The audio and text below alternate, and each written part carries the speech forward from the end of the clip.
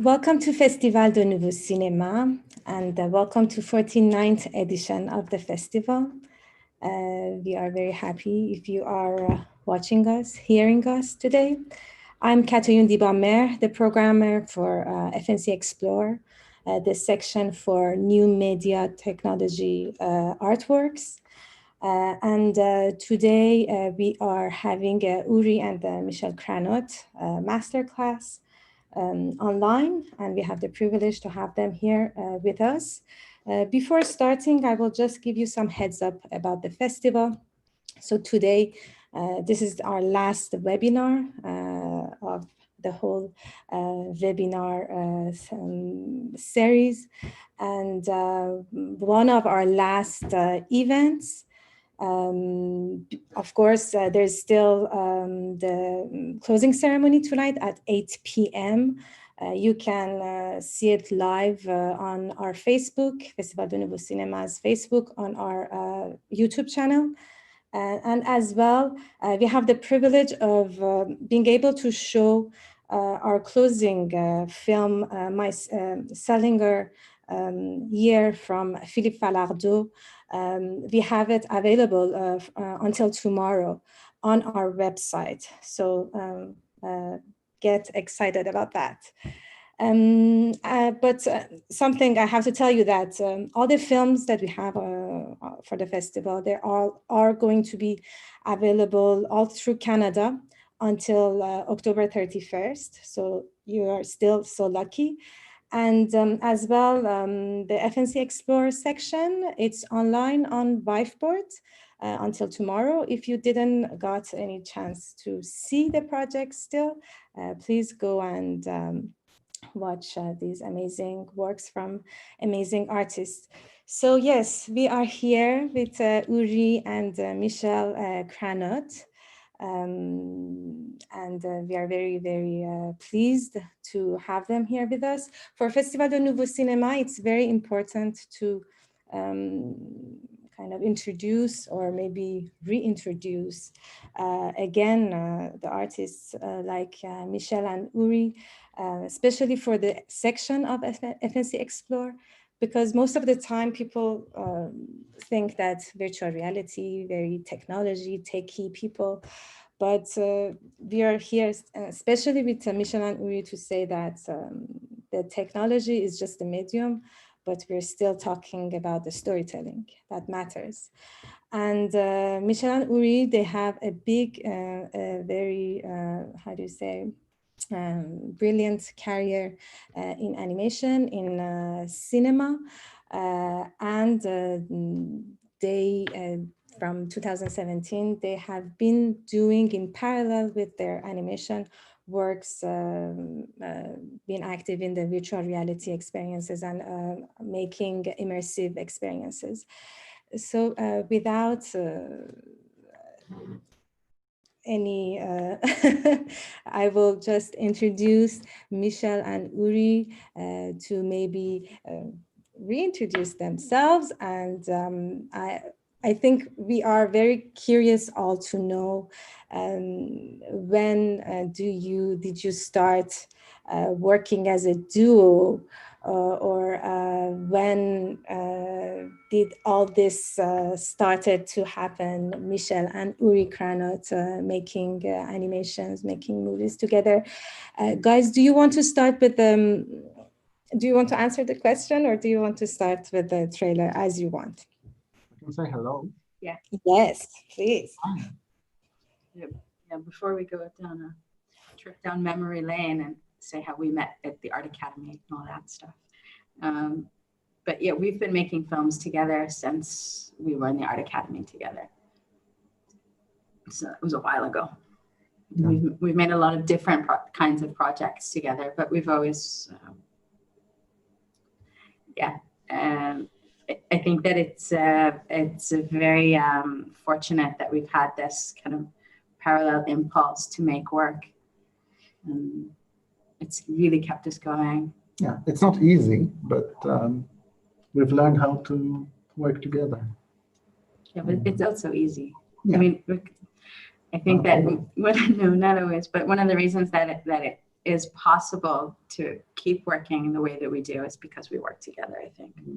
It's been interesting. Yeah. But it's true, as you've said, we come from cinema, from animation, and from cinema. We are trained animators, animation filmmakers, and we come from drawing and and painting, and a very analog, hands-on craft. Yes. So, and it's only in the last 5 years, I think, that we got our hands dirty in immersive storytelling and in virtual realities. Yeah, it's kind of dirty, huh? Yeah, but so should we show the trailer, or should we? Yeah, we can. Maybe I will just do an introduction about the trailer. This is the trailer of The Hangman at Home. This is the last immersive work of Michelle and Uri Kranot.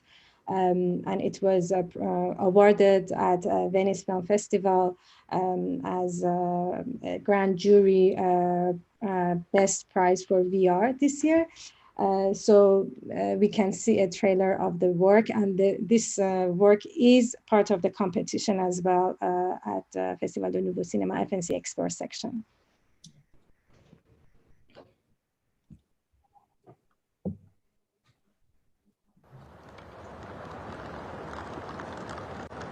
What does the hangman think about when he goes home at night from work?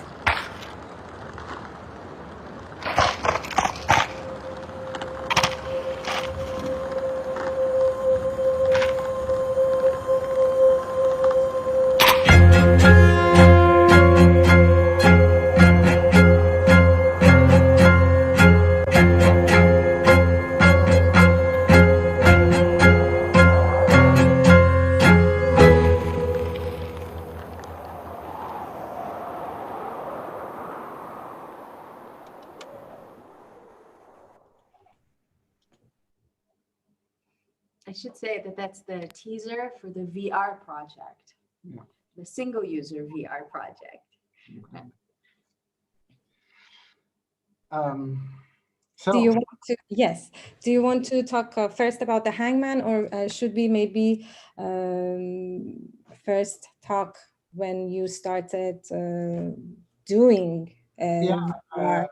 I think it would be nice to just give a quick introduction of how we got involved in VR.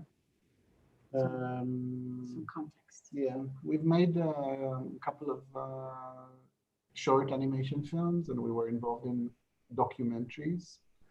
And I think it was 2016 that we were working on a film that was called Nothing Happens, and that was a film for a flat screen based, but the whole idea in the film was that we tried to get the audience involved, but we discovered that as much as we try to get everyone to be part of the scenery, it's just there's a limitation. You can break the fourth wall, you can do lots of cinematic tricks, but there is a limitation of how much you can really immerse the audience. And I think this is where the first thoughts of VR came in. Yeah, it was an opportunity to deconstruct the screen-based film. And since Nothing Happens talks about watching and about being watched, putting someone in an immersive environment kind of really highlighted that. Yeah, and because this was our first attempt in VR, and we were really virgins, we didn't know anything of how to tell a story. We thought that all you need to do is just stretch, your scenery into some kind of a 360 environment, and you just put you in the center, and things will happen around you, and that's it. It can't be that complicated. No, yeah. And we just discovered it's true that we didn't know what we were getting into, but when we did, we found that there were a lot of opportunities to play. Yes, but then we were also very limited because the film was already in production, in late production, so all the animation was already prepared and calculated for a linear film. So we had to use what we had and be smart with how to create an immersive piece. We can show a trailer or just an image. Should we do that? Yes, please. So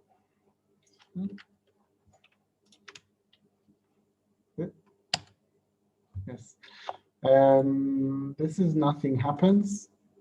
So while we were finishing the film, we were really preparing the VR, and at the end they all came out together, and it was shown at Venice, the first time that they had VR.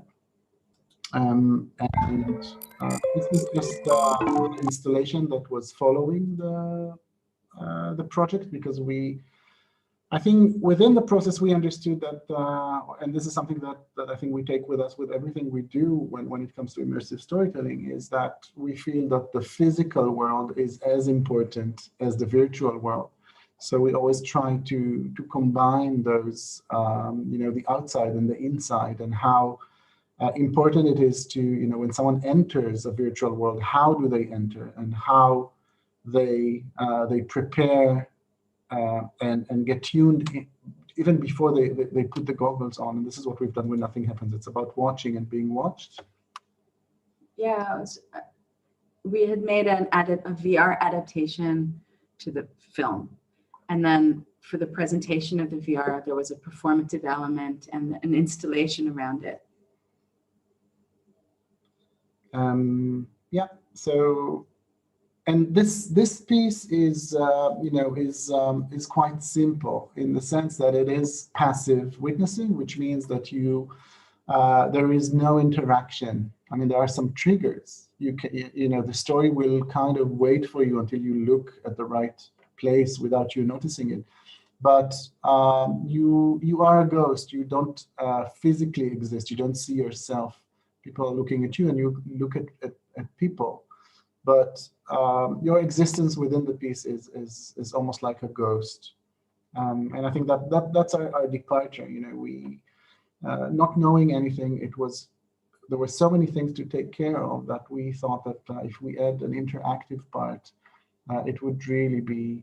Well, there is an interactive part, except that it's very subtle. Yeah. It's not an implicitly interactive. You by the way that, or how long you spend looking at something, it will trigger an action. Mm-hmm. And your departure from one position to another has to do with how you are or how you're watching, whether you're an active watcher or not. But it's not interactive in the classic way. And I think we've once it was finished and we could compare, we had a linear film, and we had a virtual project, and we could see how the same story is basically being told differently and giving a very different feeling. And I think this is also where we started questioning ourselves and raising up all kind of questions of what are the ways, what are the things you need to address when you work in immersive storytelling and non-linear timelines. And I think we can talk a little bit about that. You're muted, Kathleen, you're muted. I was, sorry, as well, curious to know, so did you know at that time, like what was the linear value and the VR value as a spectator would be? Or you were just like in a journey to experiment and explore? I think we're always on a journey to experiment and explore. We don't have any answers. But VR does bring more questions than answers, I think. Yeah, but I think the films that we make, or at least in a couple of in the last years, are very slow-paced, where the camera lingers, and we give time for the shots or the composition to develop. And I think this is something that for us moving into VR was helping us, because there's the time frame in virtual reality is different. You need more time, I think, to adjust, and you need more time to really immerse. And 1 minute in VR is not equal to 1 minute in film or in life. You can do a half an hour experience in VR, and it can feel like 10 minutes, almost like a dream. You know, a dream of 7 minutes feels like a whole day. So, it's also a great showcase for the kind of artwork that we're interested in, the painting, this very handmade feel. It gives you enough time to appreciate the textures. Yeah. So I think what we were trying to do is to understand in film, you know, when you edit, you have the cuts and how you move from one shot to the other, from one scene to the other. And in VR, you need to think of different toolboxes, of different ideas of how you keep the immersion without necessarily cutting. You do something else, just like in life. You know, you don't cut when you start thinking about the next moment. Maybe you blink, but you don't cut. So all these thoughts were addressed. I mean, still, I have to say that Nothing Happens is very cinematic in its essence, the VR. But I think also our other interactive works are very cinematic, because that's kind of the kind of storytelling that we come from. Yeah, but I think also, I mean, 2017 was kind of the new boom of VR storytelling, and I think everyone were pioneering and trying to figure out how to do it, how to to find interesting ways of leading you into a story. And I think especially in 17, you could see many cinematic in the sense that there's a fade and you move to the next shot, and there's a fade and you move to the You don't see that so much anymore. And nowadays you see that it got more complex, and there are more let's say tricks of the trade that help you tell an immersive story without you feeling or being taken out because the scene has ended and now you're in a different place. Well, we did that in Songbird, this transportation between the scenes. Should we quickly talk about Songbird? Yes, definitely. And go ahead if you want to show a presentation or any image. So maybe Songbird was a commissioned work by The Guardian. They had a series of immersive stories. It comes from journalism, and the one that they asked us to do was called Songbird, about an extinct bird that is called that used to live in the Kauai Island. Doesn't exist anymore. Yeah, and they came with a lot of ideas and a lot of the story, but the precision regarding the birds and the plants, they were really very exact in what they wanted. Yet our input and our interpretation was both in the artwork and the design and the style, but then we had to kind of put it together as an immersive story, and then adapt something that was a script and an audio to something that was like a really physical experience. I'll show the trailer. Yeah. Maybe.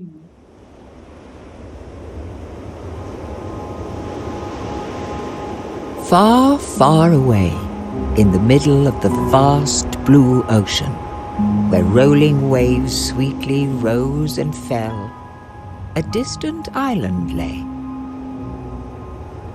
An enchanted place of deep canyons, lush forests, and birds. Magnificent, graceful birds, birds of all kinds. And to this glorious land, the scientist, Mr. Jim Jacoby, traveled. Even if I go back 50 times, all of it is really exciting. It's a pretty spectacular place to be, let me tell you.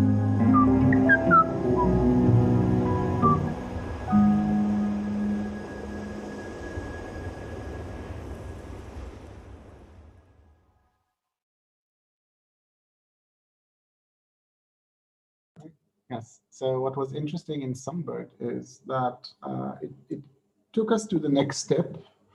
Although it was commissioned and there was a whole script, we had to figure out how we really challenged our team with that one. We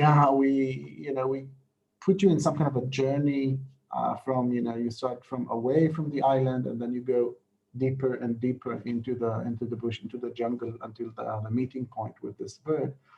But it was also interactive in the sense that the whole story is that you are put in the shoes of a researcher that was there, and you have a tape. You have to kind of catch the audio of the bird. Yeah, you need to record the singing of the bird, and that's how you communicate with the bird. And there were all kind of, there was lots of coding in this one, and programming. So at first it was something that you could watch in the cardboard, and then we adapted it to something that was a lot more interactive, and then built an installation around it. We worked with a theater company, and that we built this like a tent, and that you could crawl in the tent and have this yeah, and it's still going on tour. Songbird, it still tours with his tent and projections, and it's been very popular also in libraries and also pedagogic settings as well, because it has this this kind of fairy tale storytelling. I think we discovered also something about the perspective, because once we put you on the floor, and the whole experience is by crawling in quite a limited space, but still, you know, you go on a mattress with a sleeping bag. It smells funny, and you feel like in a forest. And from the outside, there's this back projection, so it's really inviting. You know, you wait, you don't just wait for your turn in VR. You can see some kind of a human behavior through the experience without knowing what exactly they see inside. This is something that, you know, I think triggers more elements in the story. And I think it also kind of, this is where we, even you know, when we start a project, we already think of the, also how does it look from the outside? Yeah. That's a good maybe hint, because now we're getting some questions, and guys, don't hesitate to ask us questions, because we want to have a conversation with the public. It would be more fun and interactive, and please don't forget to drink your teas. So we have a question here. How do you organize your work? You were kind of starting to talk about that. How do you organize your work? It's a really good question, because we, it's almost like a prepared question, because we, I think maybe it is, if there are more questions, we can answer them, but what we prepared with the hangman, instead of doing a slideshow, we tried to capture the whole chaotic way of making this project, because it was quite, I wouldn't say disorganized, but no, we had a lot of spreadsheets. We were really organized. It was organized from the production, but from the creative part, I think there is no answer to this question. I think that the whole creative part is something that is always, especially in immersive storytelling, that it's really, really hard to, I think, to write a script and stick to it. Even more than a documentary, you know, when you raise a question and you think, okay, maybe this can happen, so, and this is what you write. I think, at least in The Hangman, which took, I think, 2.5 years to make, it was quite a patchwork process where, you know, an idea led to another one, and a prototype gave some conclusions, and many things had to be discarded and then moved to a different place. So I think in The Hangman, we will show you the timeline, and it's quite crazy. Yeah, I think another aspect to that is that we had really brave producers who could handle that kind of pressure, because the production is, I mean, I think that the pipeline for an animation film like the kind we make is relatively straightforward and planned, and you know, even if the technique is complex, you know what you're getting into. But in VR, we had to learn a lot of tools from, I guess, from games. What is a prototype? How do you learn something from that? I learned this new word, iterations. That was a bit of a shock. Yeah, for someone one of the questions or the things we had to discover was what is the let's say on the spectrum between a game and a film or you know, some kind of a cinematic story, where it's a very fine balance. And once you start embedding interaction and you give the, you know, the responsibility for the user to, you know, to take responsibility and become a character and act, all this freedom is actually something that we as filmmakers are very afraid of.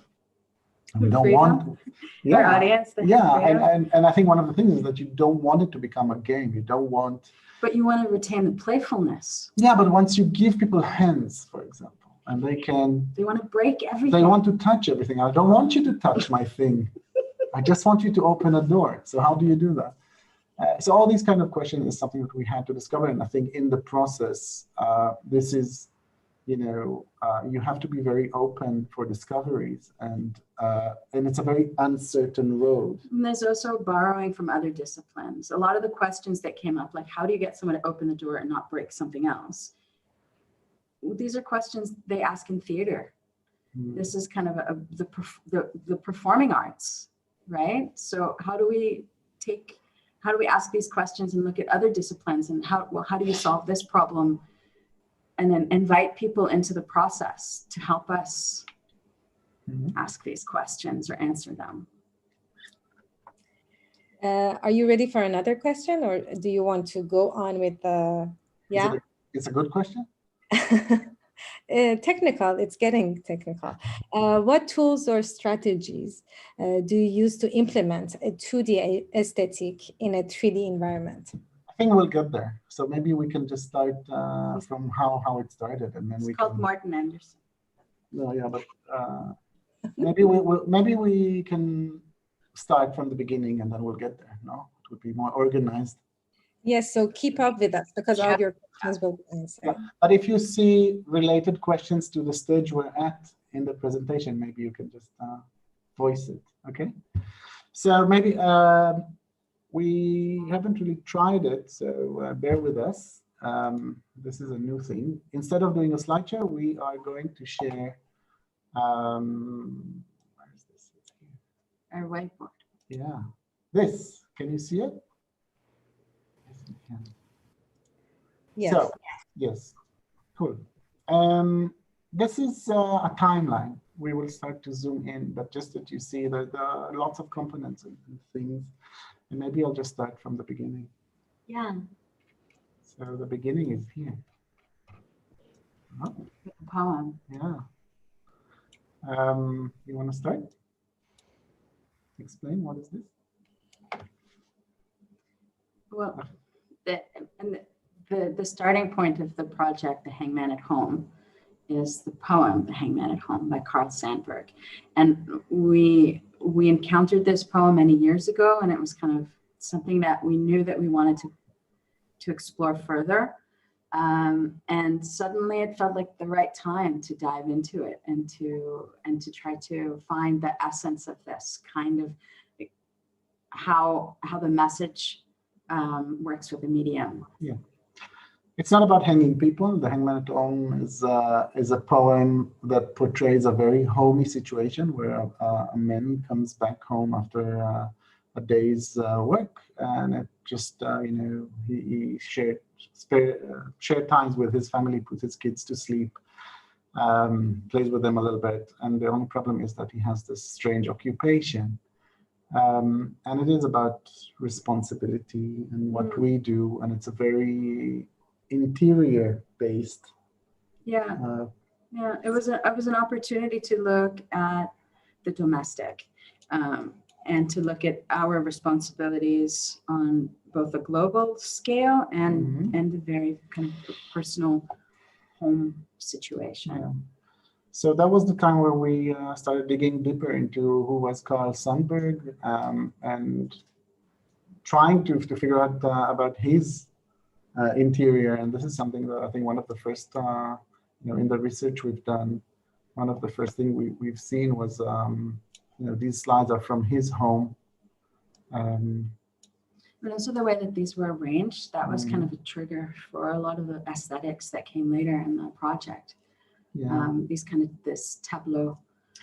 It's also the idea of, right now it had become a museum, but you can really look inside his bedroom, and you have this mixed feeling about, would he really like me to look there? It's inviting, but also not. There's some kind of awkwardness to it. And I think this is this is the tone that was already, we were feeling something. And I think tone is something that we always look for at the beginning, quite at the beginning, to try and determine tone and mood, even if we don't have a story yet, just, to understand where it might take us. Yeah. So the impulse was the message that we wanted to convey, but then we'd started collecting these images and started working with the visuals, and we knew that we wanted to make a project that wasn't an adaptation. Like we weren't making a film and then adapting it to VR. We wanted to make a project that was all of these things and examine the medium too. So what is VR? What is screen-based storytelling? And then we were also really curious about the performative element really from the start. And the first stages are very, very analog. I mean, there's not even a computer involved usually. We know that we will spend long time staring a screen, moving a mouse. So we try to enjoy as much as we can the very early development with painting and drawing. And I think these are kind of the first impressions that we had. Some of them are very literal, like for example, this one. Some of them are explorations of, we took all kind of paintings and painted on them, and there were kind of explorations of interior. Yeah. Mm-hmm. And again, trying to find a mood or a tone or a technique. Yeah. And also, I'm also interested in characters. So I think I was looking for, in the poem, there's a piece of the kid is asking the dead Betty, play horse. Can we play horse together?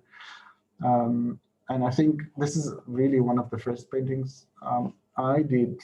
And I think there was something here about this, the moment where they're being captured by us, as though they had an intimate moment, but then suddenly they discover that we're watching them in this kind of a silly game. And what is the feeling you get from that? And I think that's very, very early in the process.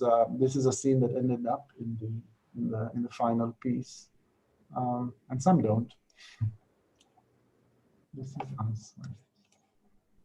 Yeah, it's here. Yeah, this is here, and this is the stage. I think we also get inspiration from looking at photographs and digging into all kind of archives, which another scene in The Hangman is about an old man that comes back home and his apartment is completely in ruins. It was bombarded, but he just ignores the situation and he just puts an old vinyl and goes to sleep. So this just came from a picture we've seen. And I think at this stage, it's just important to say that we've done a little bit of development, visual development. We did some writing, and this is where we showed it to Lana, who is a Danish producer. Lana, if you're there, hi. Thank you for joining. Yeah, Lana's a good friend who agreed to go on this journey with us and became a producer. She was on the project from the start.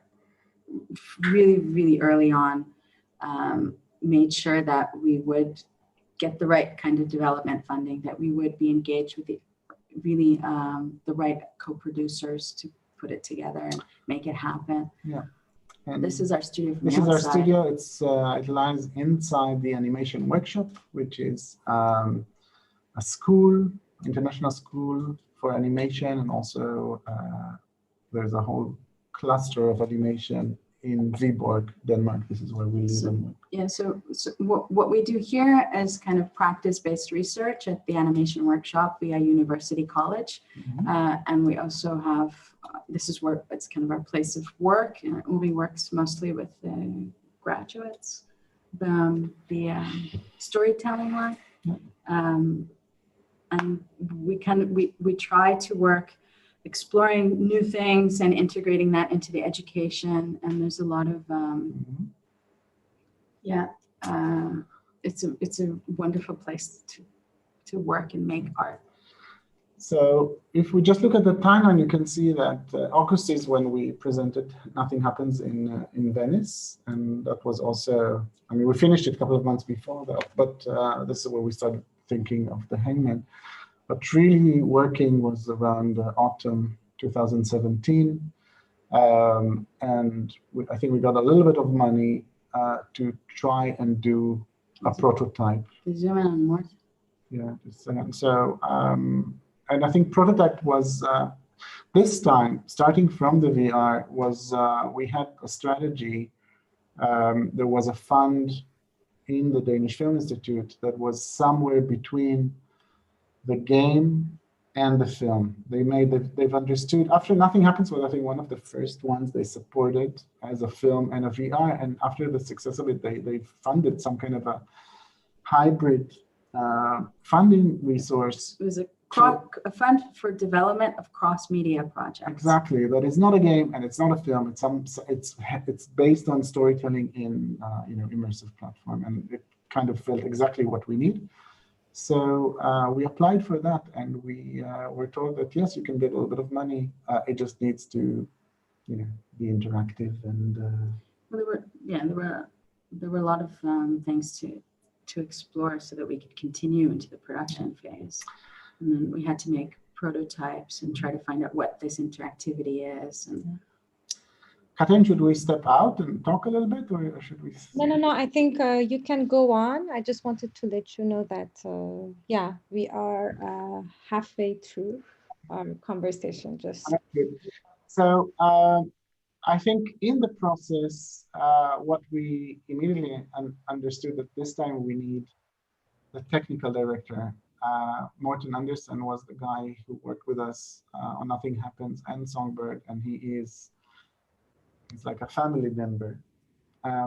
But I think I can't really express how important it is to have a person that can really execute your ideas within the game engine or the platform. Yeah, but I think the fact that he comes from a background in animation. There was a whole vocabulary that we needed to invent, but he always kind of understood. There was a mediation between the technology, the technique, and our ideas, and then we could really, explore and push the boundaries because there wasn't this barrier with the hands-on. So the first prototype was not about telling a story. It was just about trying to create some kind of a domestic. Sorry, I'm scrolling.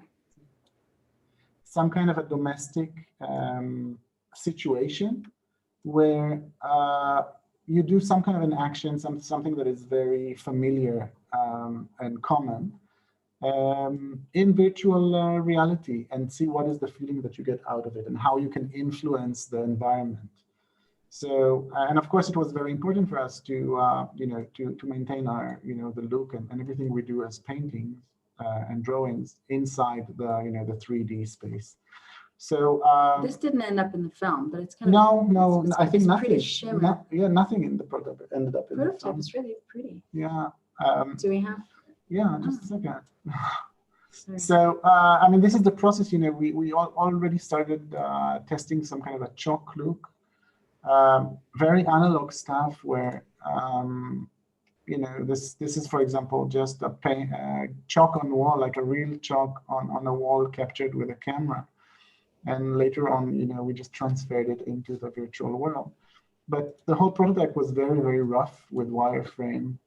We decided to try and make a cup of tea in VR, and how would that feel? And I think the trick was that as you try to make the tea or fill the cup, the room will change from some kind of a line work. It will become colorful. I think I can show, should be here. Prototype?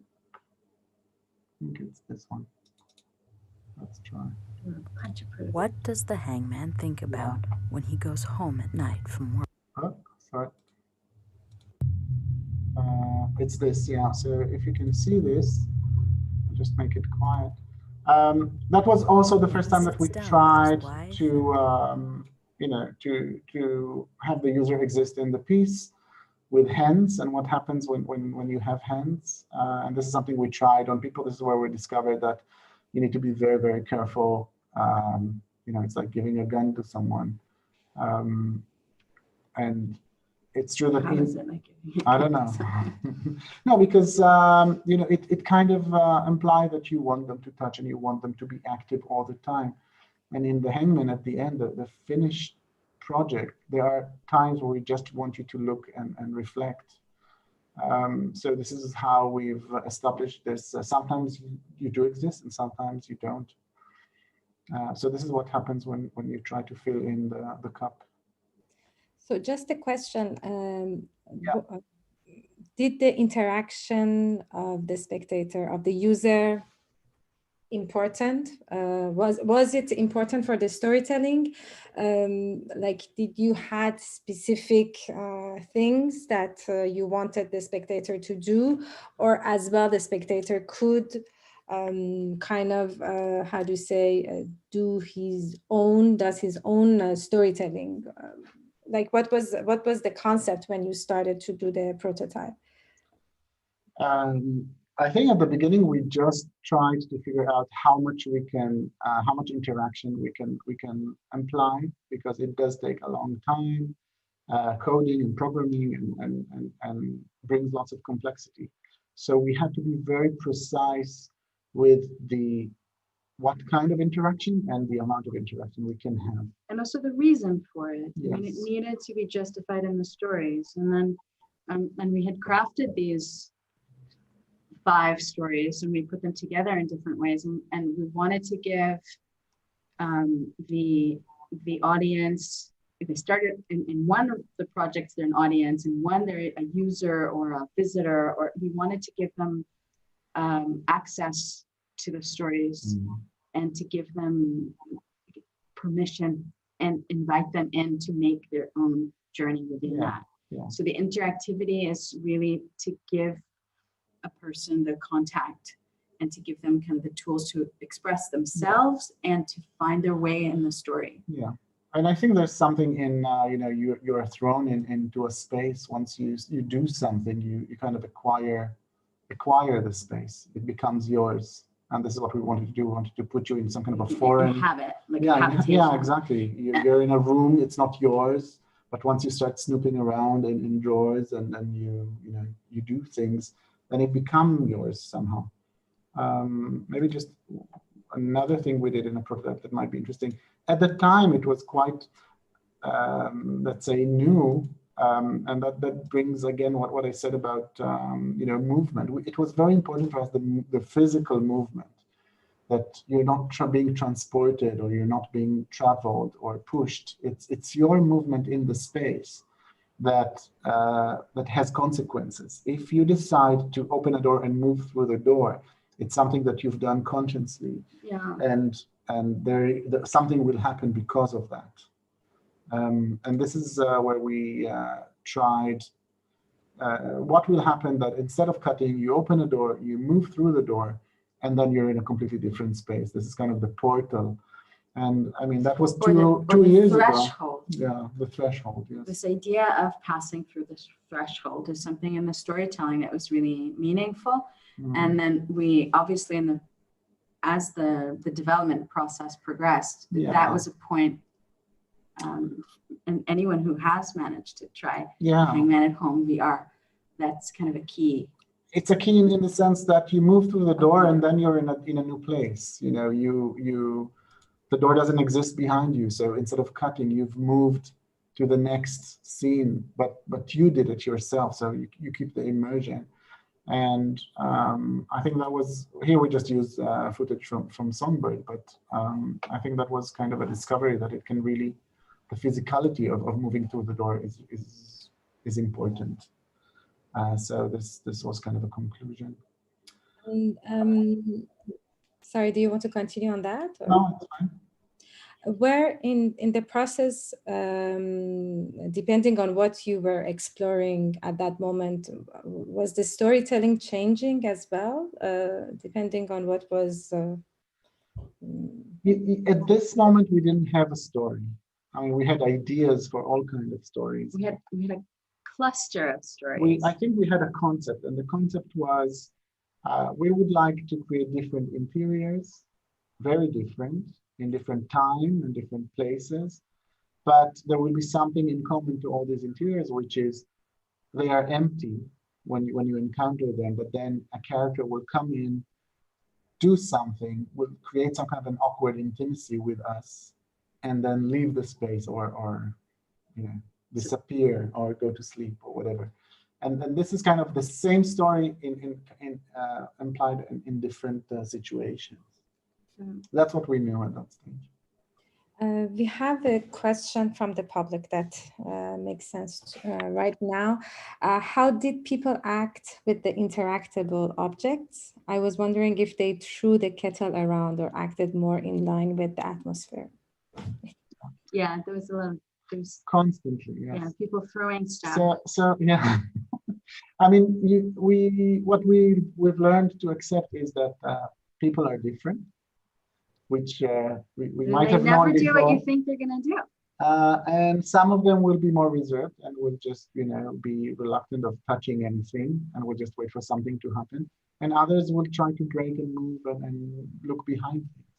And I think you just need to make sure that the experience can fit, can be interesting for all kinds. Yeah, but I think that's also where very early on when we were working with Sarah Topso and Sarah John from Carte Blanche, we started looking into this event. Mm-hmm. We already started looking into the different mediums and how do you act, how do you behave, how do people inhabit a space in these different mediums. And like we had these sessions where, in VR, someone threw the kettle, it landed behind the couch. Everybody had to kind of move the couch around so that you could reach it again. And there was this understanding of how you behave in a virtual space affects how you behave in a physical space. And then and all of these different layers came to be. I really like this picture because that was where at the beginning of 2018, I think that we made a workshop with Sarah from Carte Blanche Theatre. Which we wanted to collaborate with them from the beginning, thinking of a performance. And when they come from theater, the question they ask, we felt, are quite similar to questions you ask in VR, less in film. But there were all these kind of parallel lines that we thought. So all these questions of who am I and why am I here? Can I keep my shoes on? Yeah, what am I allowed to do and stuff like that. In this kind of performative theater or sensorial theater, that's what you do all the time. You're being thrown in a space, in a real space, and try to figure out. So these are the lines we started thinking of, and this is where the process of writing kicked in. And this is a script.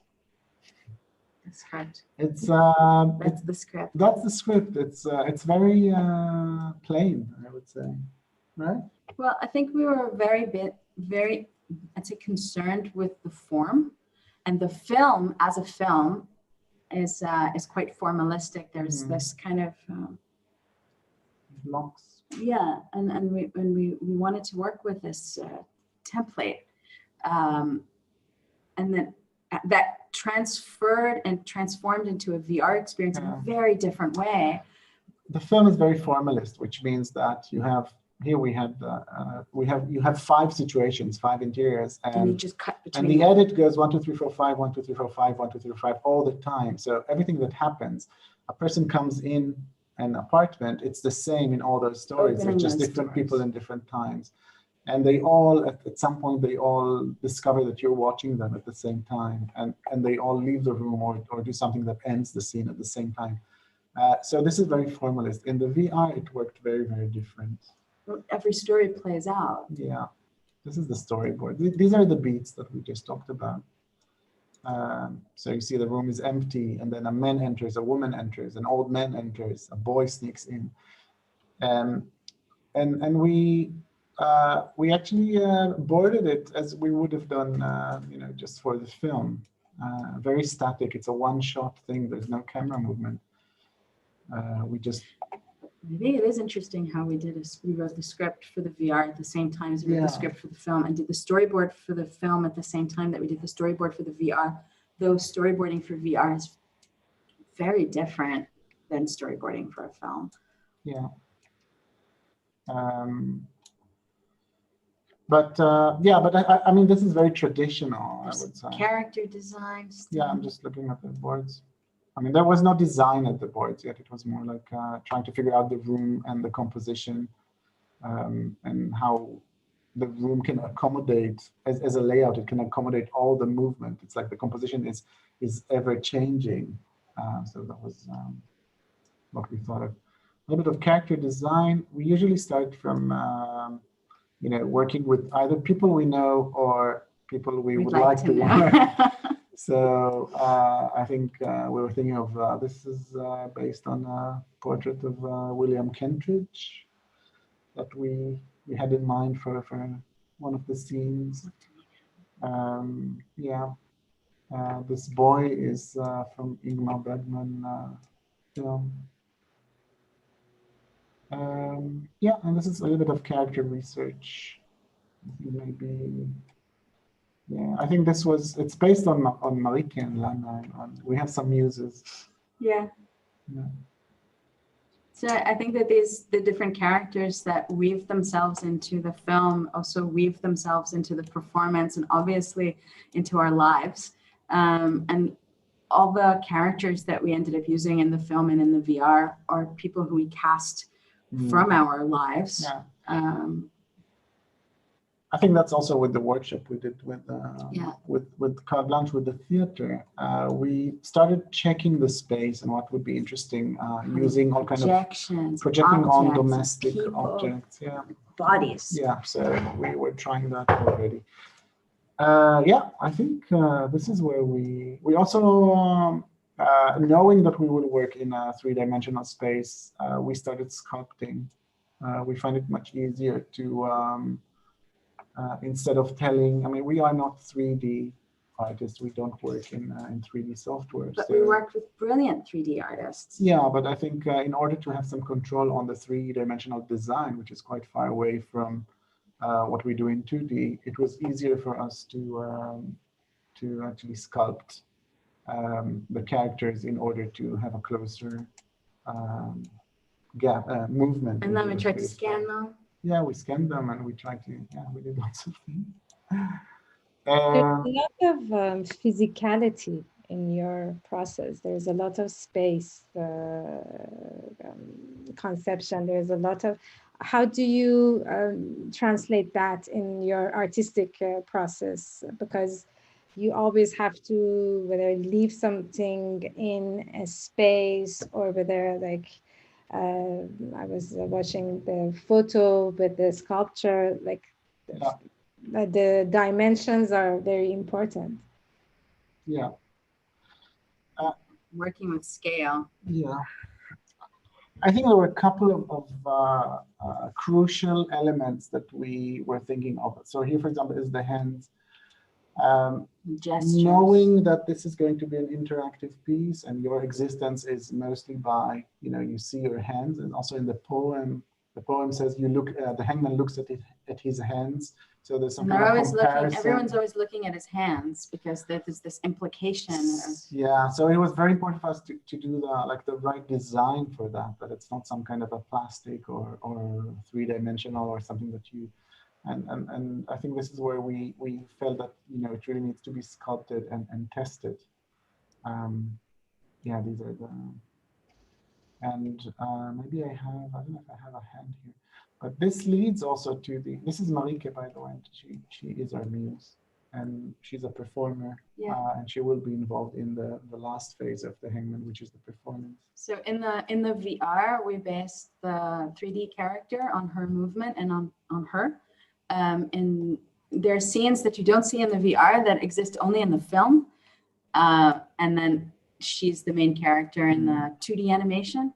So she appears in 2D animation, 3D animation, and then as a person in the flesh, in the performative.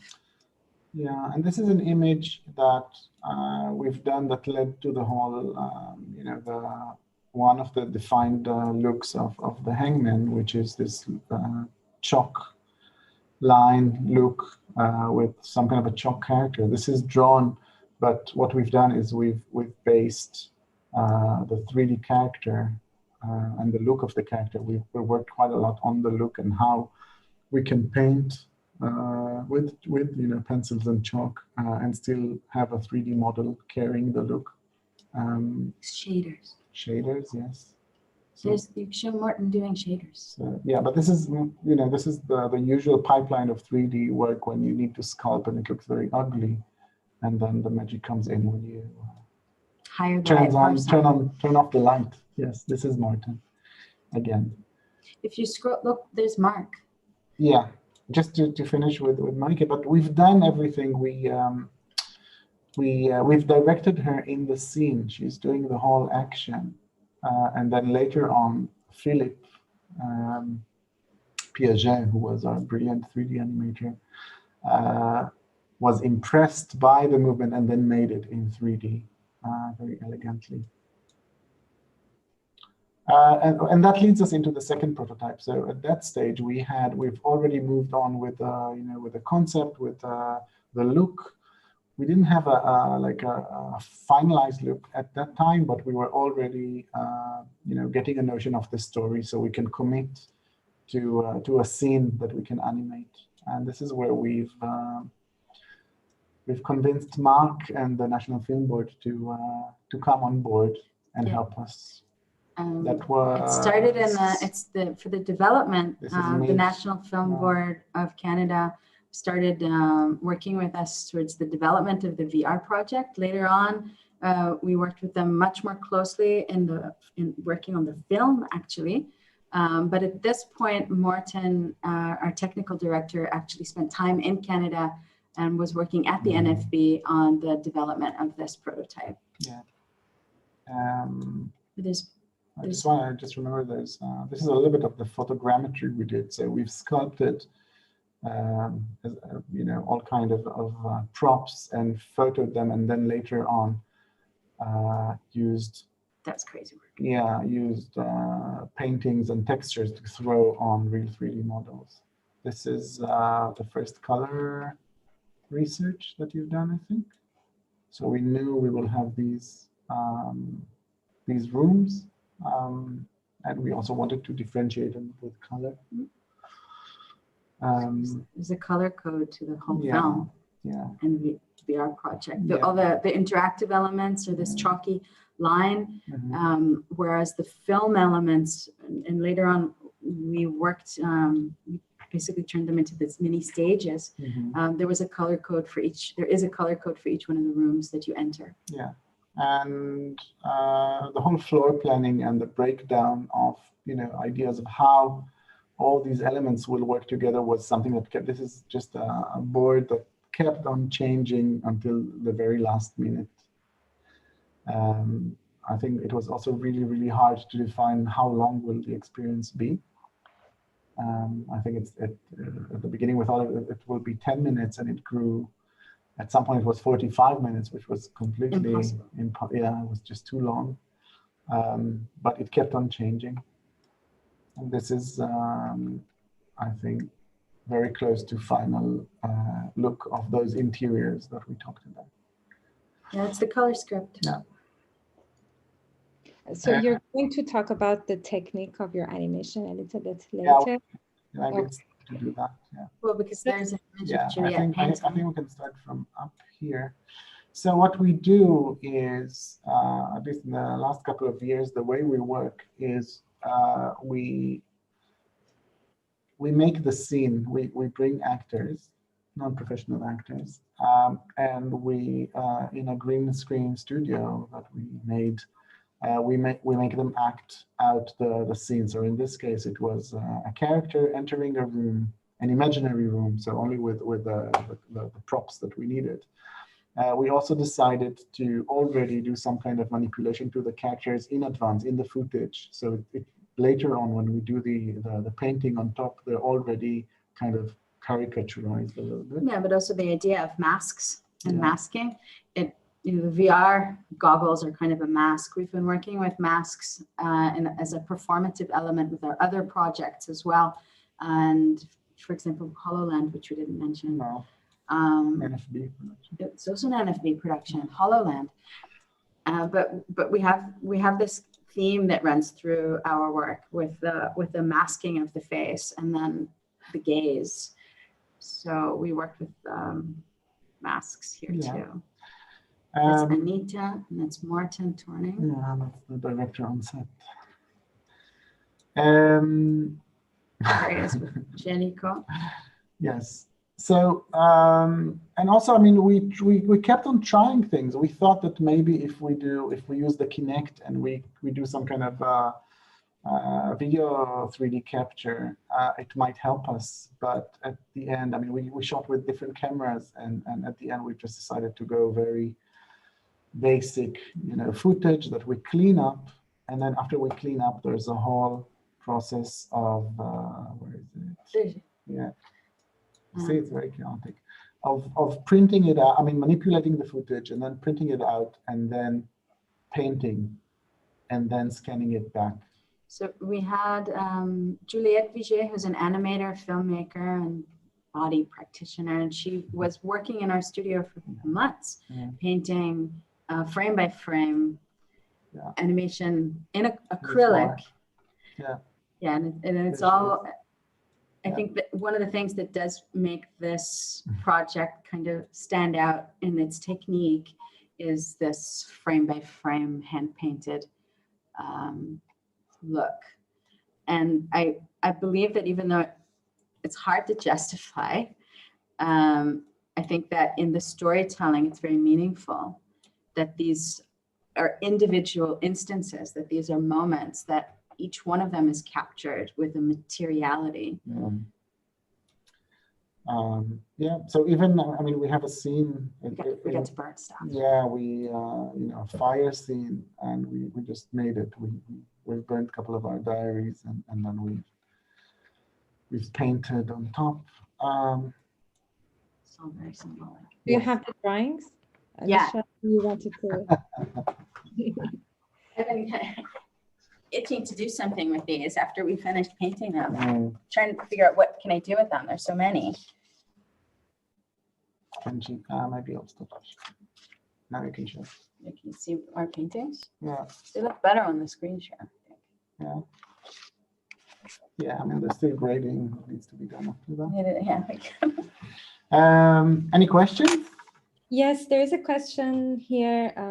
Do techniques and technologies become an obstacle at some point when become the time to express yourself? I mean, does it give you less freedom when you need to act in a box of parameters you don't master?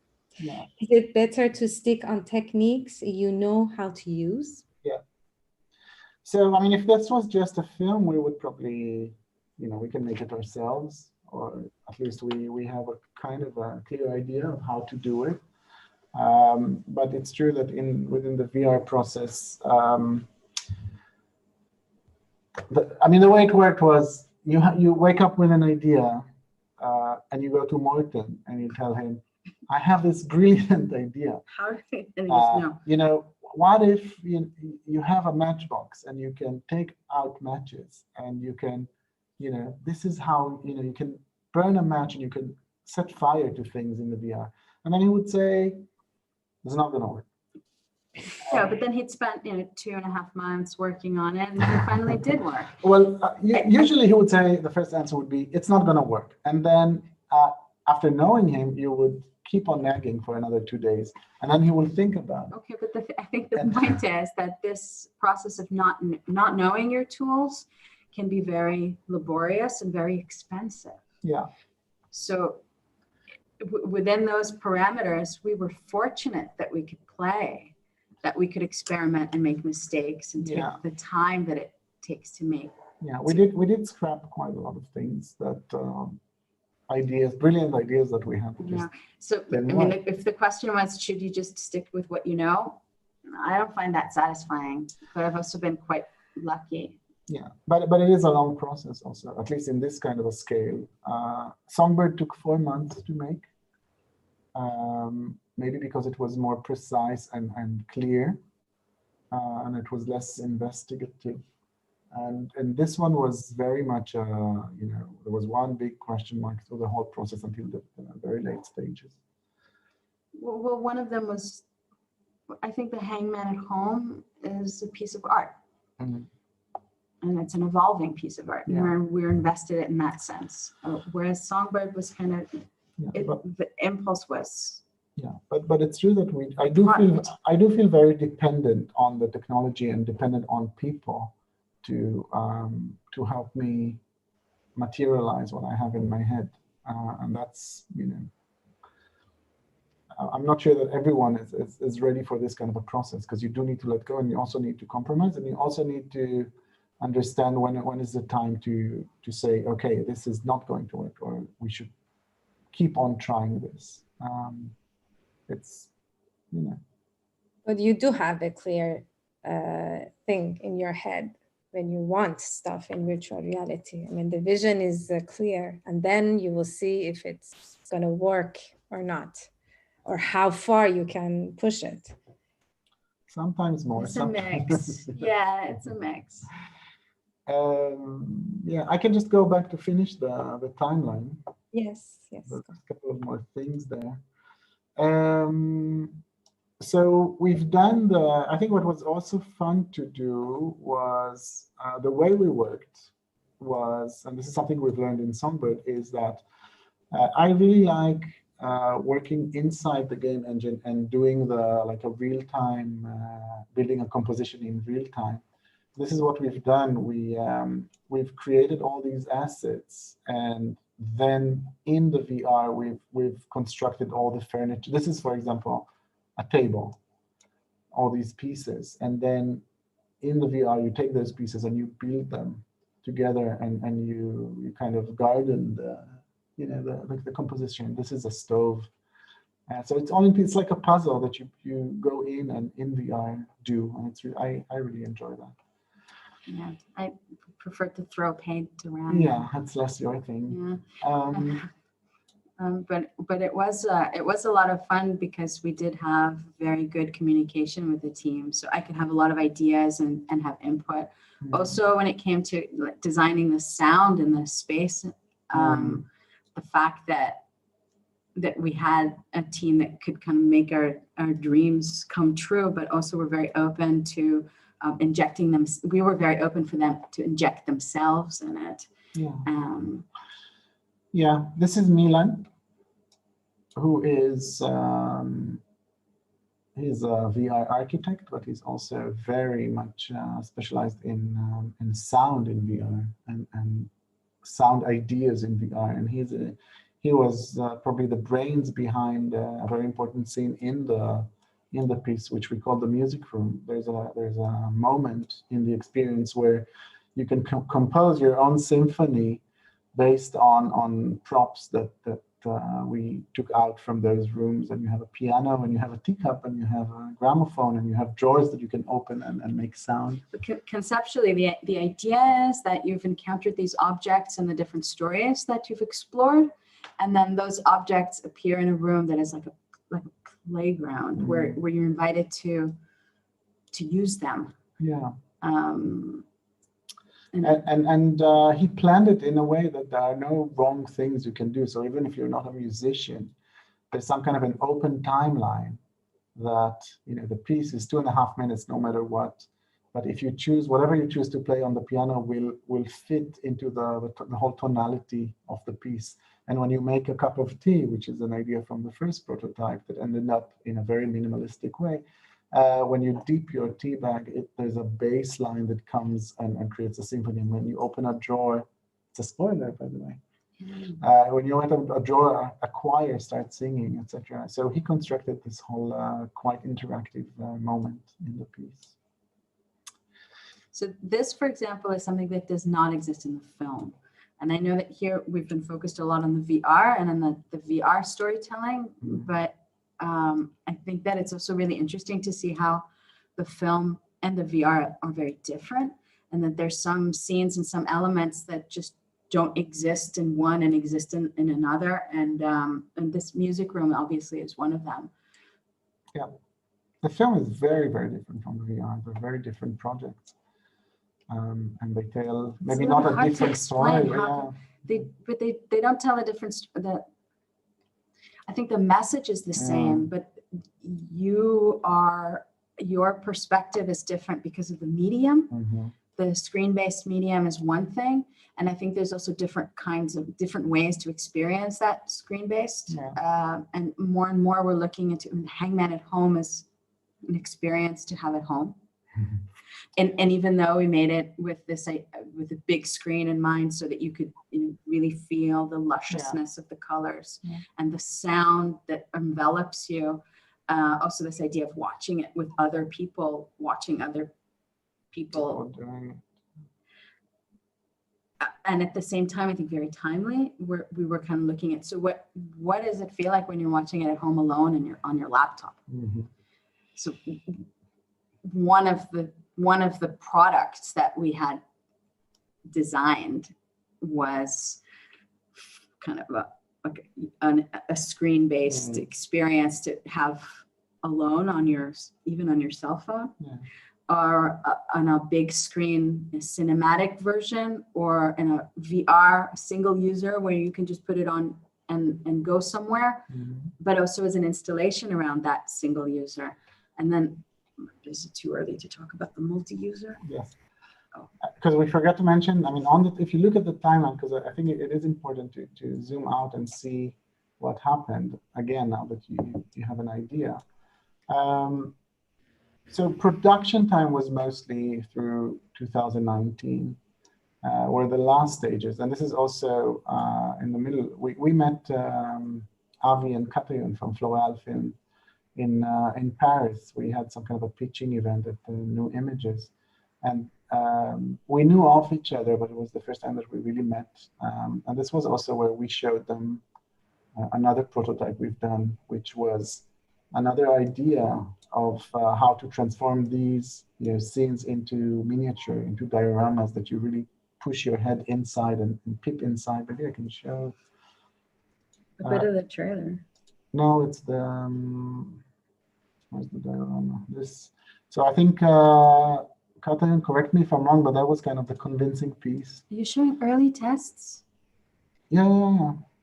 You're so brave. Yeah, but I think that this was, again, we're sharing those important moments in the production where we discovered something, and that something ended up in, as a crucial, as defining the look of the piece. So the whole idea of dioramas in miniature is that, and it especially worked nice with this painted look that we have, is that,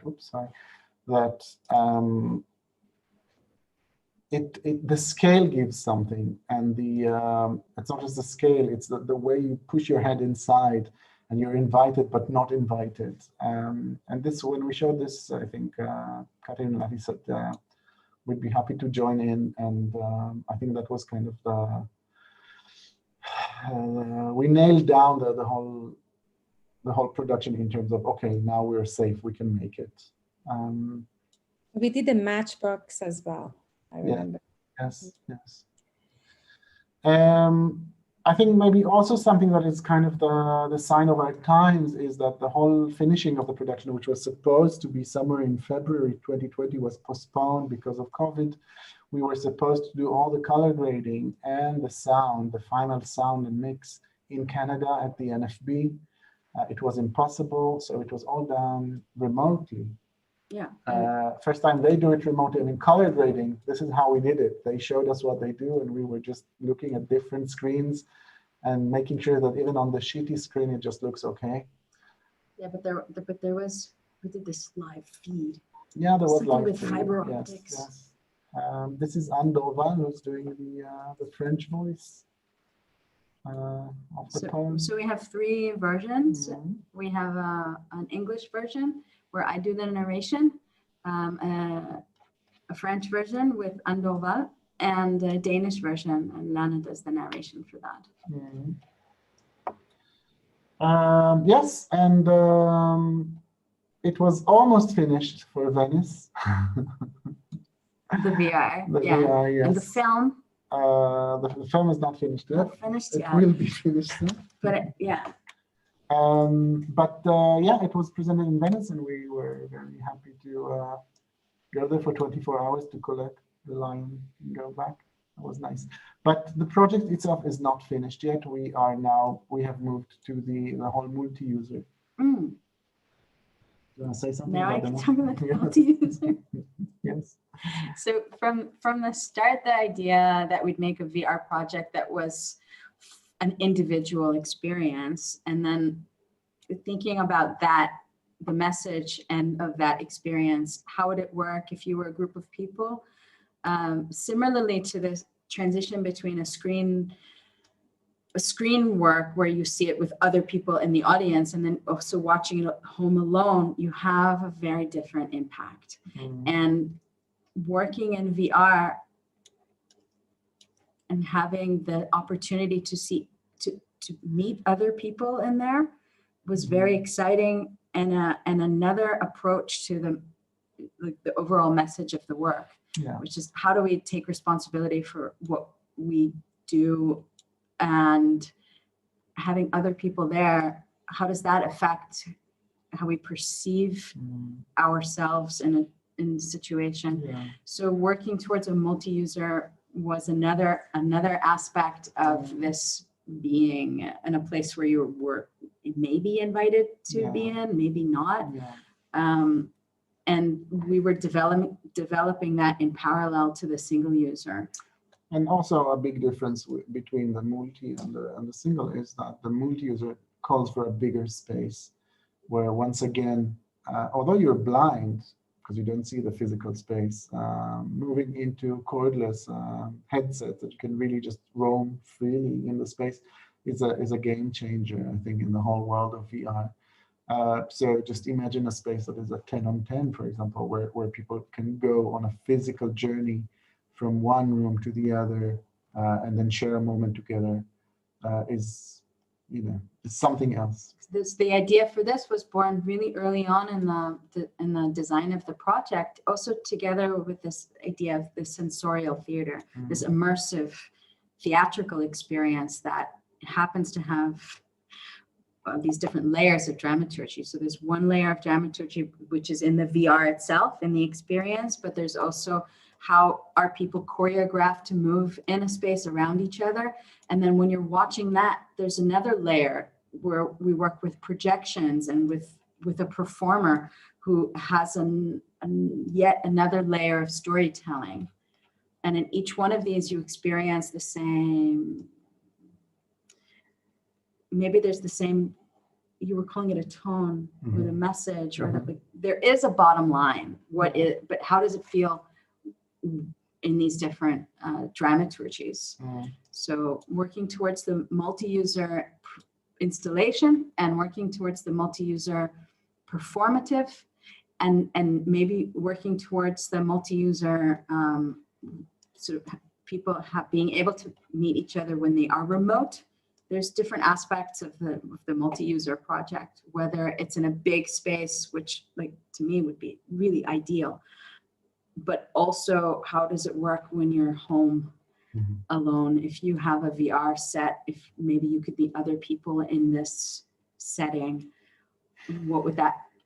how would we package that as a performance?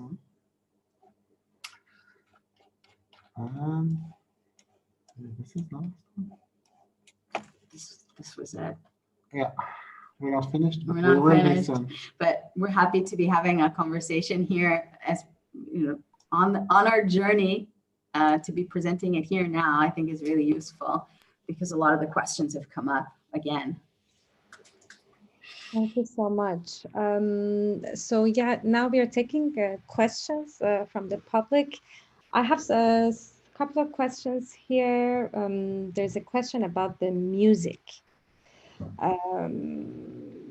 How music is, they said, is a big part of your animations, and I heard you say in a previous interview that it is part of the initial development.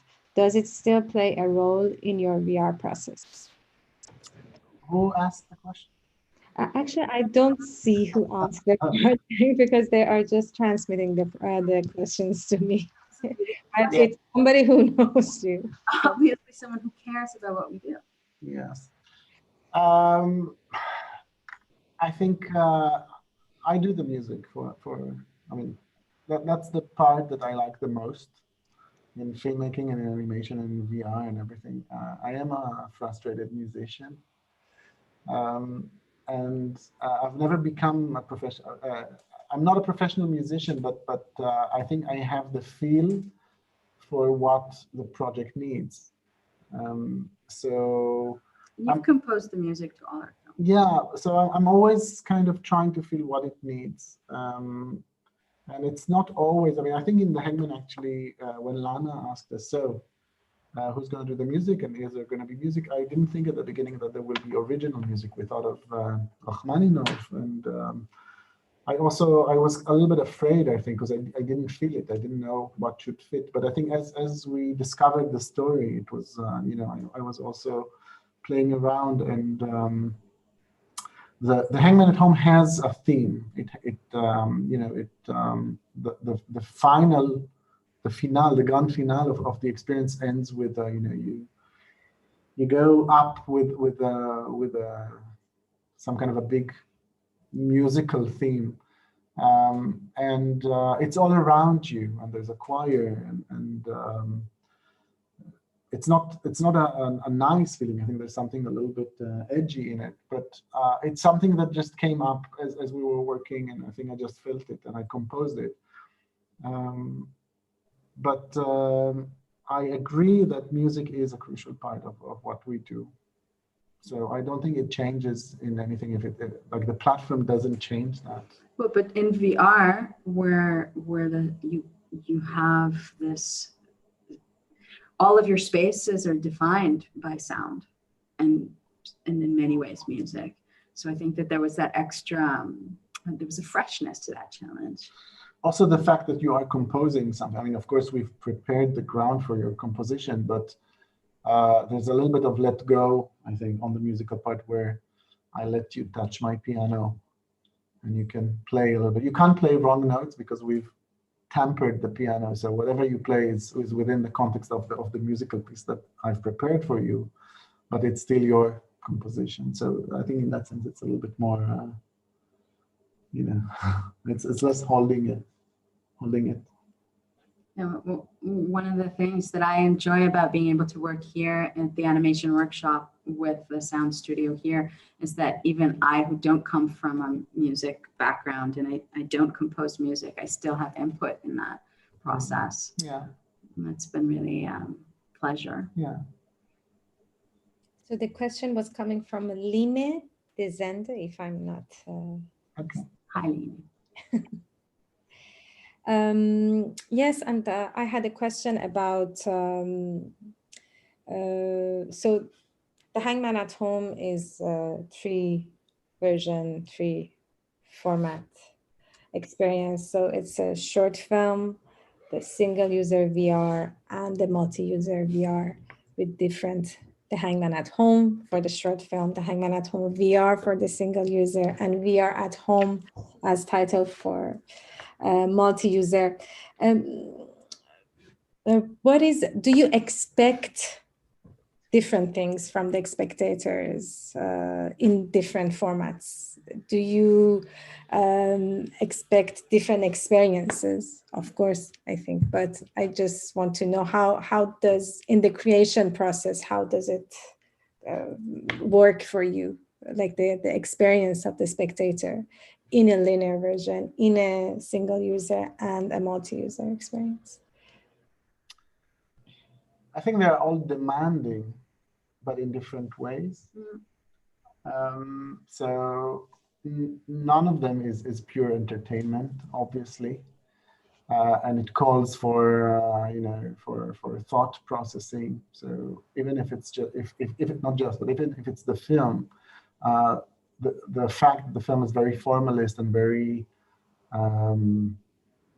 almost arbitrary in the way it's being told, it's intriguing, and we would like you to feel intrigued at the end, and also keep on thinking what was it about. Well, there's an element of decoding in it that I think is fun, actually. And I think the VR in its different forms does something that is a little bit different. It's more the question of what have I done, because there is some kind of a freedom for you of course, the responsibility is limited. It's not that you're going to burn the place up because you know it's virtual in the back of your mind, but still, at the end of the piece, when you take off the goggles, the question is not what was it about. It's more, was I supposed to do what I've just done? Which is different. It's a different contract between us and the audience. It's much more manipulative, I think, in that sense. And in the multi-user, where you do it with other people, there's a whole different level of discussion of what we have done. I think everything is manipulative. Yeah. But in every medium, you're asking maybe slightly different questions about your roles and your responsibilities and what you take home with you.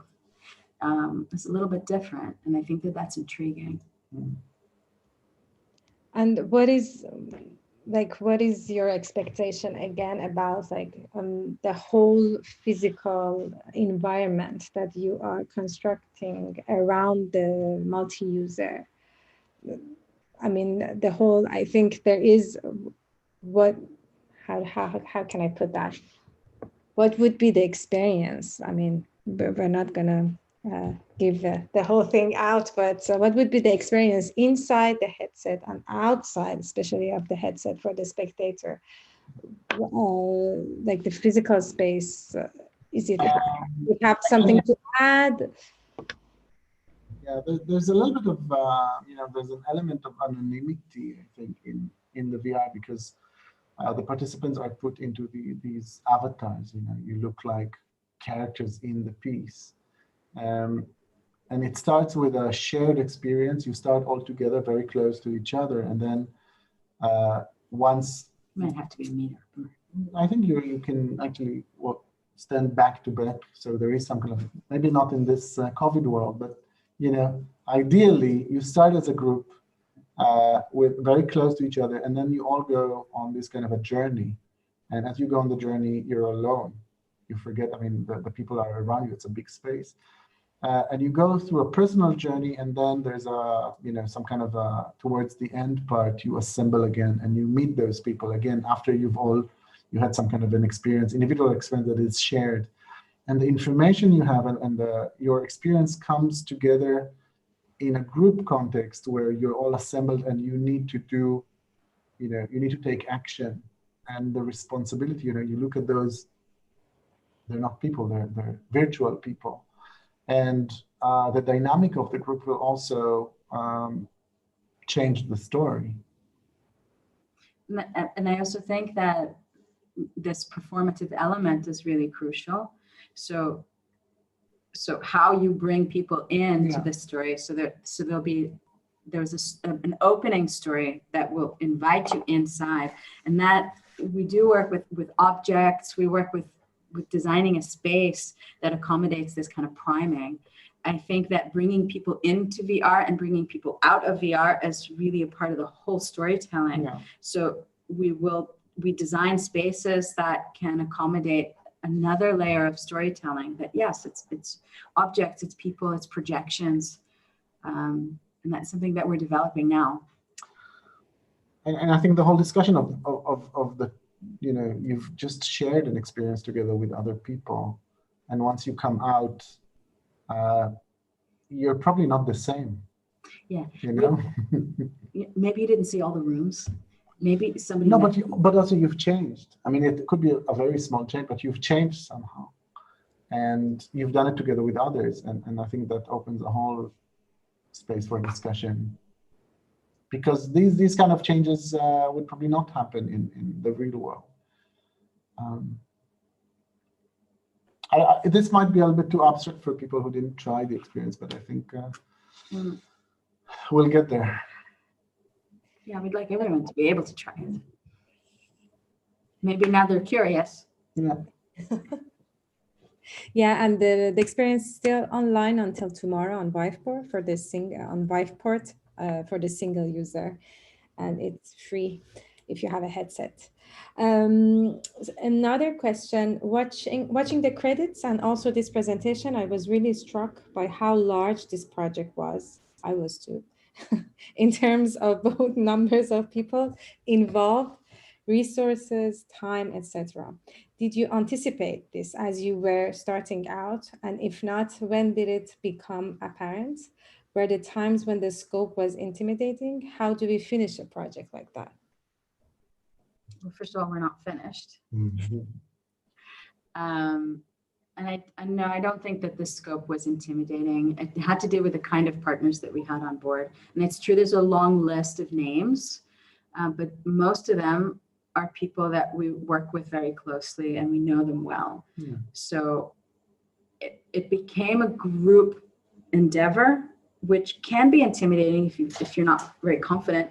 But I think that Uri and I have been working together for so many years, and we were very willing to open up that process and include all those names, and work very closely with our production team. But I think it's mostly, I mean, in the stages of post-production where the whole envelope of the project comes in terms of Well, there are a lot of people in post-production that we didn't in the meet. National Film Board, and but I think the core, most of the production was 4 people.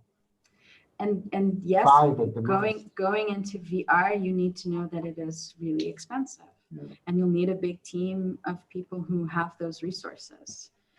And we have been very lucky to have the support first in development from the Danish Film Institute, from the region, the West Danish Film Fund supported us in development. And even before we even could apply for any financing, we had the support of the animation workshop. So we could plan long-term production. And then when Miu came on board, predominantly for the film, but they've also kind of helped shape the whole project and leading up to a French co-production.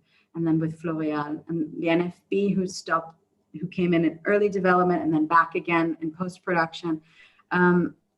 We've worked with them before and we felt very comfortable with our producers. So I never felt that it was really daunting, but we did know that it was going to be a long process and an expensive one. And it's not finished. And it's not finished. Guys, we are kind of at the end, but I just wanted to finish on a note that what's going to come later for you and what you're working on, and can you give a panorama of what's coming up from Michelle and Uri Kranot? So while we're still busy in finishing the last stage of the Hangman at Home, we are back to early development of, yes, we're in development again. Of a new project. We can't say much about it, but it's back to film and writing, and it would probably be a longer format than we've done so far. And we're also very much invested in exploring the performative aspects of, and the online, new ways of performing online with the Hangman at Home. And we're in development of that aspect of the Hangman at Home, or We Are at Home. And we're also still very open to kind of making experiments. I'm doing this residency at the Performing Arts Center in Aarhus. We're doing a lot of different things. We're also working towards a new AnyDocs lab. One of the things that we do in our job, we run a lab called AnyDocs, where we work with animated documentaries, and we have participants coming from around the world to develop animated documentaries. And more we're working in animated documentaries in VR. So yeah, we're busy with a lot of interesting, cool stuff.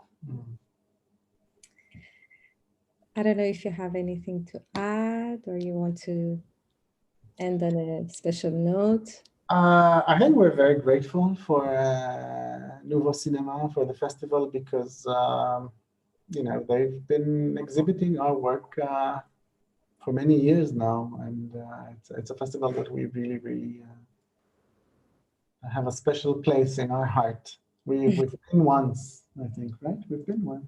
Yeah. 2010. And we won an award once. and it's really nice that we get to be a part of it, even that we're so far. It's nice that we've had this opportunity to share our process. Yeah, thank you for inviting in me. remote, but it's also really nice to feel connected. So Thank you so much for we're accepting grateful. the invitation. And we had the privilege to have this talk together, and hopefully next year, maybe physically at the festival.